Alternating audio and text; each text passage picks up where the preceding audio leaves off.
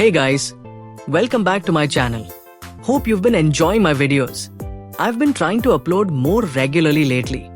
But you know how it is with study pressure here in India. Still, I'm doing my best to keep the uploads coming for you all. If you haven't seen my previous videos yet, make sure to click that little I button up here and check them out. Alright then, let's jump in and see what's going on today.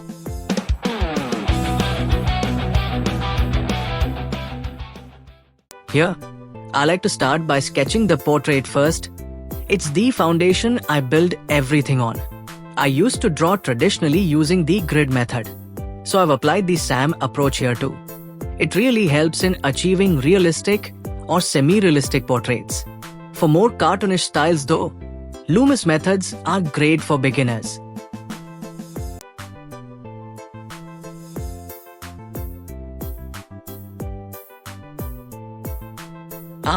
It's not always going to be a perfect stroke or line. You might have to try multiple times to get it right. Sketching digitally can be challenging, especially for artists who have just switched from traditional drawing. But don't worry, you'll get the hang of it. For small artists who can't afford a tablet or stylus and are working only on laptops, PCs, or mobiles, trust me, I get it. I draw with a mouse because I can't afford a tablet. And I think I've developed quite a good grip on it now. I even tried using my mobile as a tablet once. But nah, I'm more comfortable with the mouse. Still, if you want a tutorial on how to project your screen to a mobile device, make sure to subscribe, like, and comment below. Also, if you'd like tutorials on how to draw with a mouse, get smoother strokes, or use the grid method digitally, comment below. It really helps me boost my motivation or engagement, depending on what you meant.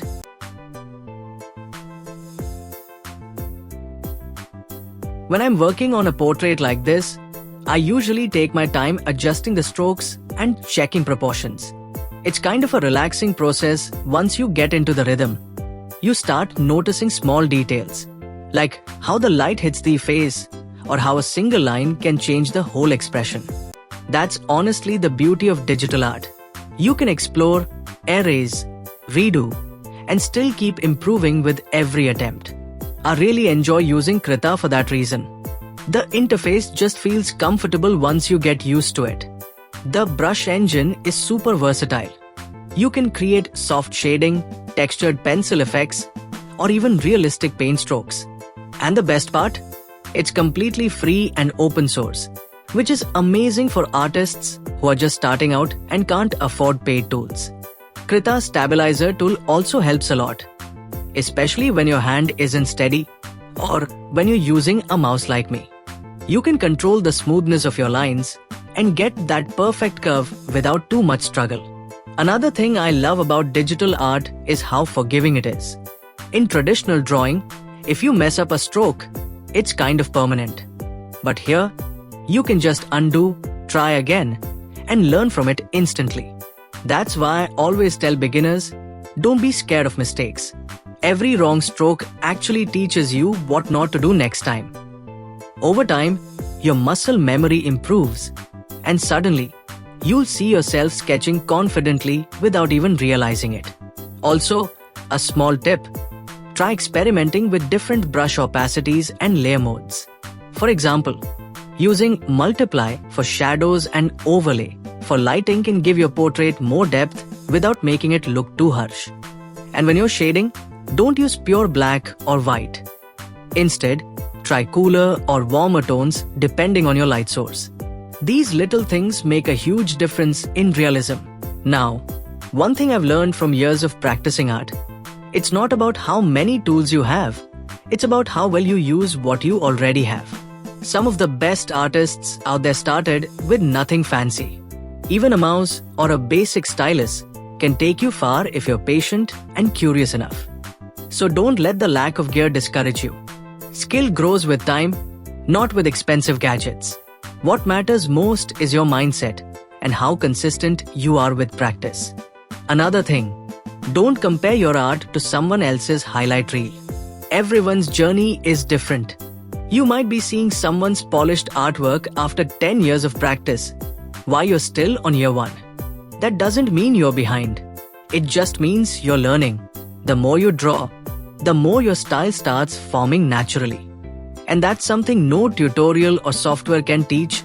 It comes from within you, from all the little choices you make in every line and shade. Talking about Krita again, one underrated feature is the color blending and brush customization. You can actually design your own brushes, adjust textures, and even import real paint feel into your strokes. And if you like animation, Krita even lets you make frame-by-frame animations, which is crazy considering it's free. So if you ever feel like experimenting beyond portraits, give that a shot too. It really opens your creative mind to new possibilities. Lastly, I just want to say, I'm really thankful for everyone watching and supporting this channel.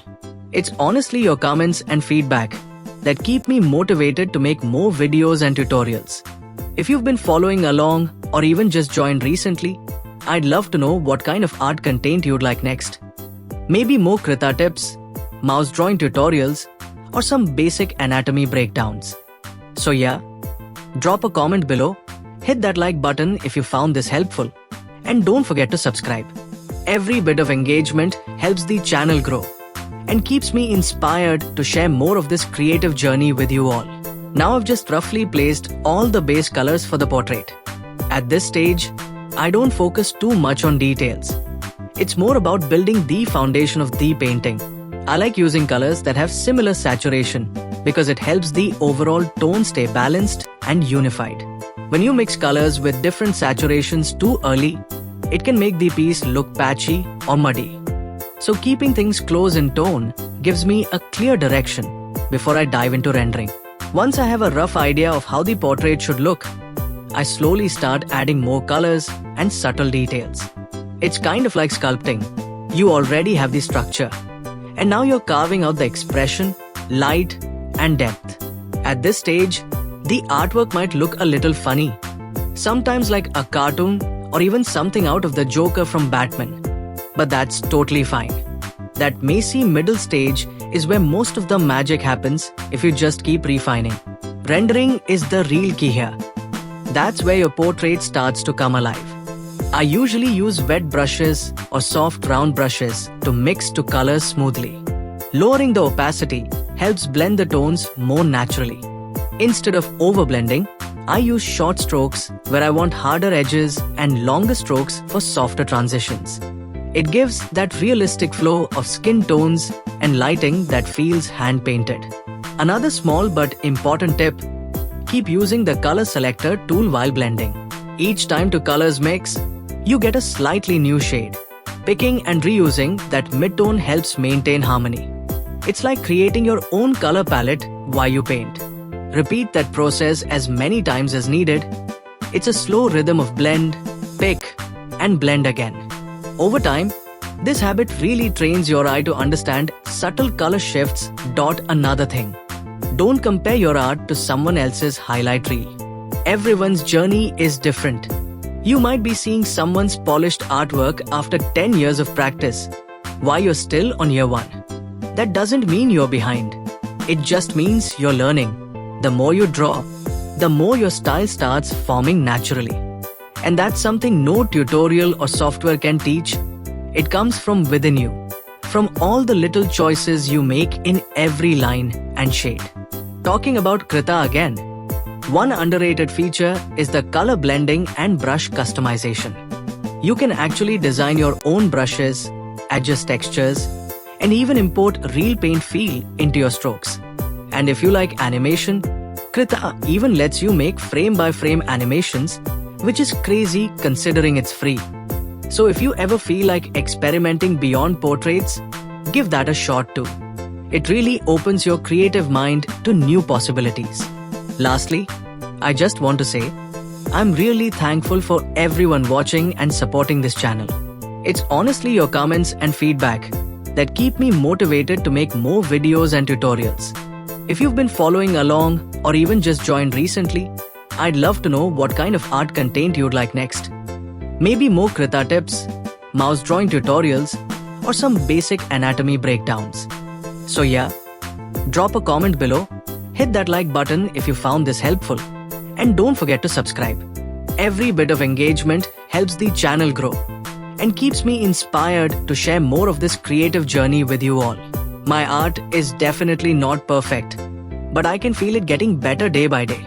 I'm still learning throughout this journey. And honestly, I'm so glad to have you all with me while I grow. Your support really means a lot, guys. So make sure to follow and subscribe to Color Maniac if you haven't already. And hey, if you're enjoying this video, spam some black hearts in the comments. I promise I'll reply to each one. Also, drop your ideas for what I should paint next or any new projects you'd like to see on the channel.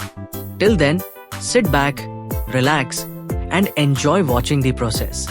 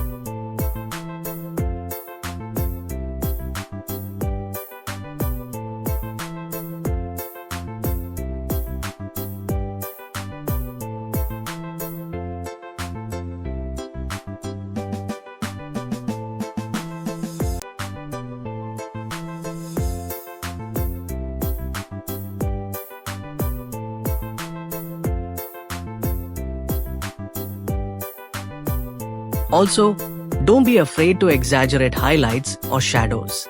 Sometimes, adding a bit more light or color contrast brings energy and realism into the portrait. If everything looks too even, it can feel flat. Play around with warm highlights and cool shadows. It's a great way to create depth. Krita's brush engine is great for this, especially when you adjust the brush texture and flow. It gives that natural, painterly finish. And finally, remember that rendering isn't just about technique, it's about patience. Don't rush the process trying to make it perfect right away. Step back often, squint your eyes, and look at the overall balance. The small imperfections are what make your art feel human and expressive. Every stroke you add teaches you something new. And the more you experiment, the better your understanding of color and form becomes. Just keep layering, blending, and enjoying the process. That's how you truly grow as a digital artist. For example, when I'm painting the skin, I start by creating a simple base color layer. On top of that, I add the first shadow layer, then a darker shadow, and finally a highlight layer. This way, I can clearly see how the tones interact before blending them. Once I'm satisfied, I remove the rough sketch lines or the boundary markings that guided me in the beginning. After that, I render each layer carefully and then merge them into one, making the skin look smoother and more natural. Next comes the eyes, one of my favorite parts to paint. I usually create separate layers for each element. One for the whites of the eyes, one for the iris and pupil, and another for reflections or moisture details. Keeping these on different layers helps me adjust brightness and contrast more precisely without affecting the rest of the face. Once the eye start to look alive, I merge all those eye layers together into one. In the final rendering stage, I merge the already blended skin and eye layers into a single layer. That's where I refine the overall tones, soften transitions, and add micro details like tiny skin textures or light reflections. Having everything in one layer at this point makes blending smoother and more natural because I can move the brush freely across all areas without worrying about crossing layer boundaries. Once I'm done with the face, I move on to the hair, clothes, and body. To be honest, those parts aren't my favorite to paint. I mostly do them for the sake of completing the portrait. Hair can be pretty time-consuming, and clothes require a lot of attention to folds and lighting. which can feel repetitive. Still, I make sure they complement the main focus, the skin tones and facial details, since that's where I really like to put my energy. In the end, my final portrait usually ends up on a single layer, fully merged and rendered. I love seeing it come together like that, from a rough sketch full of lines and colors to a smooth, polished digital painting. It's really satisfying, especially when you realize every small step, from layering to merging to detailing, helps shape that final piece. That's what keeps me inspired to keep painting and improving every time.